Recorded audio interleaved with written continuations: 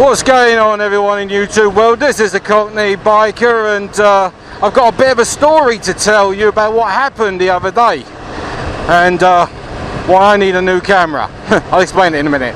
Cue the intro.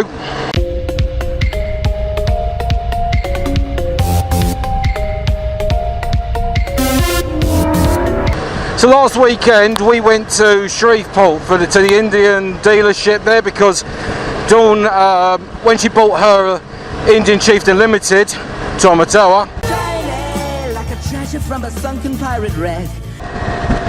She also went and got some lowers, the stage one, a little engine guard pack, which has like cup holder and a few little odds and ends that came with the bike. Now some of those I had to special order, so we took a ride up there last weekend. I had Reenie on the back with me, and then there was Dawn, Tom, Melissa all riding up there as well.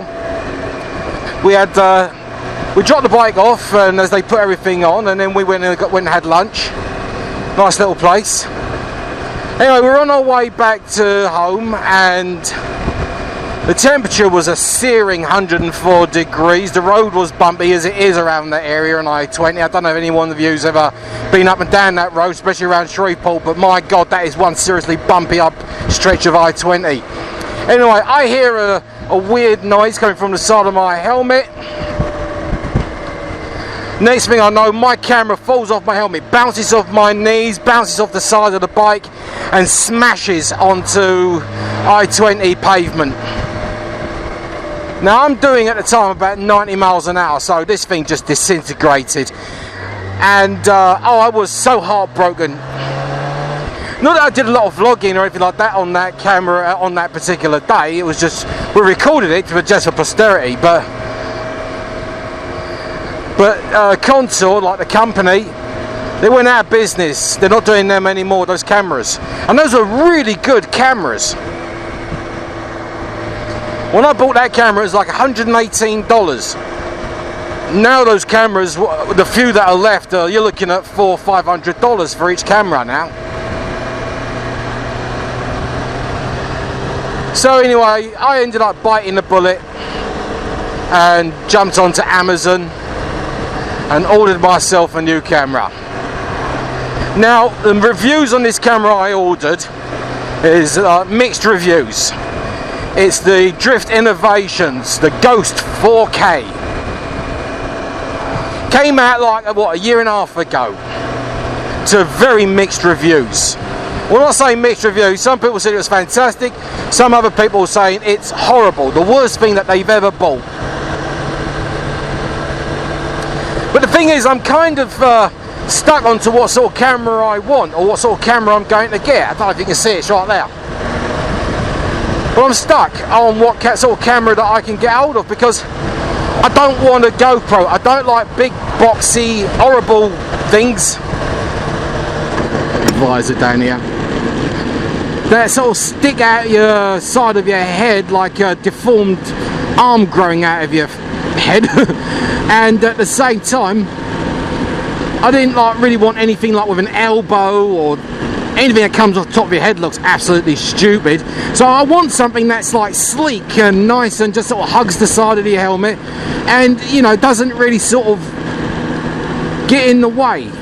Something aerodynamic and easy to use. So I took the chance. I got myself a Ghost Drift 4K, a Drift Ghost 4K. So the package arrived in a nice neat box. I opened it, and then there was the strap with the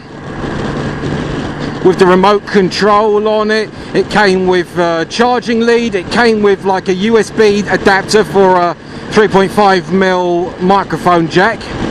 It had two sticky sides, one curved and one flat, that hooks onto the drift. And the drift is quite handy in as much as, like, you know, you can set the angle. You don't have to worry about how you actually place the sticky back, because you can rotate it on the axis, and if you want, you know, you can turn the lens around to have it aimed so everything looks straight. It came with a booklet and some stickers, and just generally looked you know, pretty nice and robust. It was actually quite small. compared to the palm of my hand. It's actually a lot smaller than I thought it was going to be. It's definitely a size or two smaller than the HD. It's like the Stealth on steroids. So anyway, the one thing I did notice though, with all of the reviews that they had on this camera, was that the picture quality was phenomenal. At the moment, I'm riding with 1080 and I'm going at 60 frames a second. As I'm recording this, I've actually got the sound set to my voice recorder that's sitting in my pocket. It's being recorded separately. Now, I took the bike out with the sound plugged straight into the adapter into the mini USB that goes underneath the camera. And I'm going to compare them, and I'm going to go with whatever the best quality is. So I sort of went into this a little bit with my eyes open. You know, I'd heard like the sound quality on some of the reviewers as they were riding their motorcycles with the Drift 4K on it, and yeah, and the sound sounded a little bit muffled. I got the microphone setting up to 3, and I'm going to go home, try it out, probably think, well, maybe if I increased it a bit or decreased it, and see what happens from there. Right now, you're listening to me through the microphone attached to the mini USB port that goes onto the camera. And I'm hoping the quality is good, because to me sound quality is everything. I just want to make sure that the test works out okay with this bike. Besides, it's a nice excuse to get out on the bike and give her a good old rip. I've got the microphone setting its sensitivity down to number 2. Anyway, the cameras, I checked the 3M double sticky on the camera because I'm very, very nervous now about that, considering what happened to my Contour. Now, the reason my Contour came off was because, as you can see, I've got a new helmet on. I bought that like, well, not too long ago. A few days ago I went and bought this helmet. And so what I had to do, I had to transfer the camera from the one helmet to the other. Now, there was an extra rotational backing sticky like anchor for the Contour, which I stuck onto the helmet. It was like, normally you've got the one, the thin one that curves, that's slightly curved, that hugs the camera right close to your helmet. Then you've got the other one which sort of comes out a little bit, but it's rotational. Well, I used the rotational one, and it must have been old or kept in a condition that wasn't suitable, because the sticky gave way. So now I'm kind of a bit jaded on stickies, and I get home, I'm going to test this sticky on this, make sure the camera's right, because this camera comes off and smashes on the floor. I'm out $260 odd. Anyway, another good thing about this camera, at least on the paper that I really like, is the fact that it can take a 128 gigabyte SIM card, which I went and bought for $30 from Amazon as well. I bought a scan disc. It was like class 10, 128 gig. I also went and ordered an extended life battery, like the 1500 milliamps or whatever it was. Which means that, like, when I go for rides and I've got the camera going, I should be able to record for hours and hours and hours. Especially like 1080, it's like 60 frames a second. It could do about, it says that the size of the drive itself means that you should get about 11 hours out of it, and the size of the extra size on the battery should give me an extra like 5 or 6 hours. I can't see myself needing more than that on any run. Like, some really good little features. I do like the way that it's quite easy to Wi-Fi to the phone, and you can do the setup on there, or you can do streaming, live streaming, all that. I don't like the effort you have to go through to actually do a live stream, but you know, it's there if I need to. And you can also do the settings. So you've got two ways of doing the settings. There's a little LCD screen on the back of the camera that goes through the settings, which are color coded. It's like green for video, then you've got like indigo and various other colors for different types of photos and split screens and all that. And then in addition to that, you've also got you've got blue, which is for your setup. And with the blue setup, you can set up your Wi-Fi. You can set up like the type of videos you want to do. You can set all sorts of things up with it. Now, here's the one thing though: you cannot do your Bluetooth pairing on the remote control if the Wi-Fi's on. I learned that one. Yeah, and you can't do and the pairing of the remote control. Now, that's one of the things that does kind of get me. That's a pain in the ass. Every time you turn the camera on for any reason, you have to pair the remote control. It's not set and there you go. Once you turn it on, it's automatically connected and paired through its own little Bluetooth setup. You've got to repair it all the time, which sucks. Yeah, so that's a bit of a pain in the arse, but I suppose, you know, if you get like the extended battery life on this, and off I go again, and you get the extended battery life on this, and you just have it on standby while it's paired to the remote control, it will probably last for quite a few hours on that. It probably takes no power whatsoever. But the remote itself has got like a little watch battery in it, so you don't know how long that's going to last for, because while it's on, it's lit up. Like I said, it's probably just a teeny tiny little diode that doesn't take any juice whatsoever. So, you know, don't want to make a mountain out of a molehill, but like the last Drift Ghost that they had like a chargeable remote control on a big thick like Velcro strap. Now these ones are just little watch straps that go around there, which is useless if you're going to be needing to wear protective gear and big fat gloves, especially in winter time, and you need something to kind of wrap around that.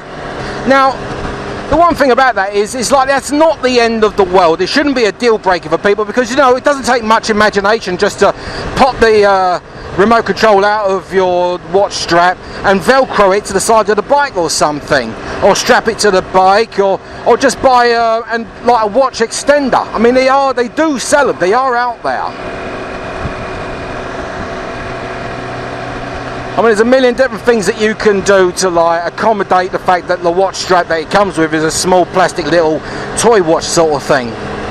So that's not a deal breaker to me. The one thing that would be a deal breaker for me when it comes to a camera is the image quality, because I've already got the sound quality set up with the voice recorder, unless of course the sound recorder works really well on the camera itself. Now if it works well and I get really good quality sound, I'm laughing. I got two for the price of one as far as I'm concerned.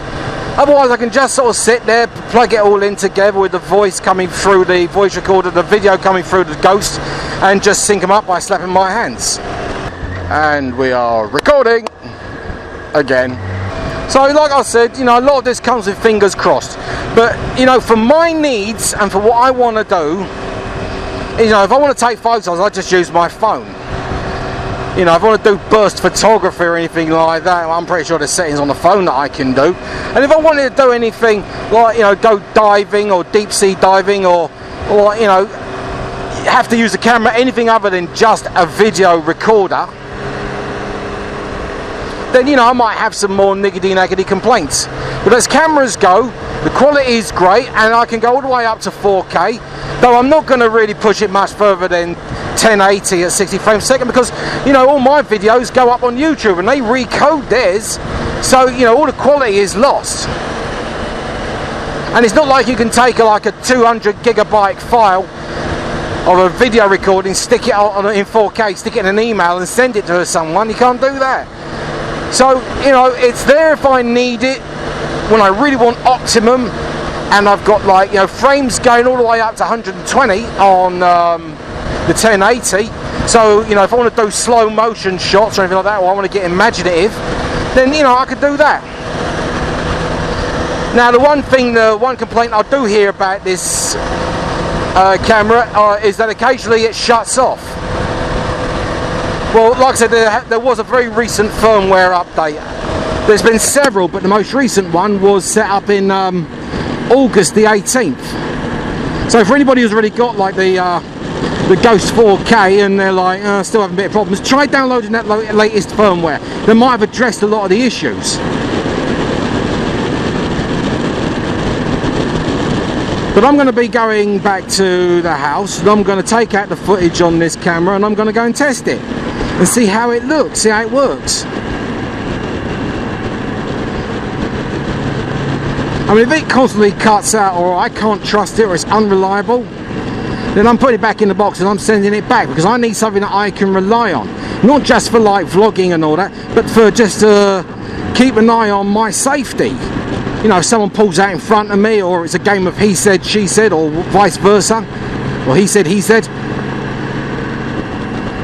then I want to be able to, you know, say, well, I've got a camera here that says I'm right and you're wrong. I know that there's going to be footage on there.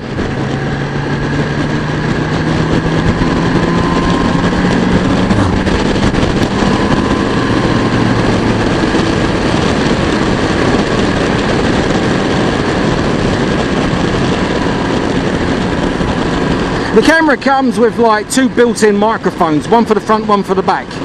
Now the front one's for if you're actually doing stationary recording, the back one's for if you want to do moving photography, basically so that you don't get so much wind noise. But to me that's neither here nor there scenario.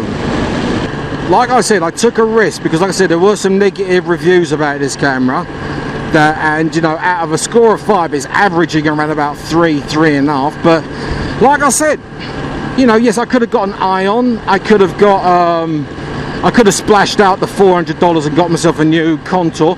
But you know, the Contour does maximum of 1080p, 30 frames per second, but it crops it on this field of view. I mean, this has got 140-degree field of view, and it's sitting quite far forward on the helmet, so you're not even seeing really the side of my helmet, except for maybe the side of the visor. Whereas with the Contour, you know, you had this big dark portion, as you can see from all my old previous videos, where my helmet was in the way. Not that it annoyed anybody, but I think that's pretty much like, you know, a bit of a waste of recorded space. I mean, this also has the rotational lens as well, so you can have it at any angle. Now, like I said, there is a little bit of a learning curve with this as you go through the settings, but my advice to anybody getting them brand new would be at least get to the point where you can switch the Wi-Fi on, connect your phone to it. It's easily done. It's actually got a very good Wi-Fi connector, and then you can do all of your settings using an app on your phone, either an iPhone or an Android. Yeah, I was kind of putting my hand up against it, make sure it's still sticking on there. Like I said, I'm still jaded. But yeah, it broke my heart when I lost that Contour, because like I said, it was such a great rugged camera. I mean, it was phenomenal, reliable and all sorts, and the battery lasted like 2-3 hours happily. I took that camera all the way over to Tennessee and rode the Tail of Dragon with it. It's been my confidant, it's been my protector, it's been my, you know, it's been my evidence gatherer. And now I've got to try out a new one. Now then, a couple of tests I'm going to need to do. Like I said, if the picture works out fine, the sound works out fine, and the remote is, you know, you can live with it, and everything turns out okay, then what I'm going to do is I'm going to do a few more tests with this over time. And if I see any aggravations, I'll certainly let you know what's going on. So anyway, that's the review of the Drift 4K. If you like this video, give me a thumbs up. If you're new to the channel, hit that subscribe button, it's just down there, and there's some more videos over there somewhere. In the meantime, everyone, you take care of yourselves, you mind how you go, and later.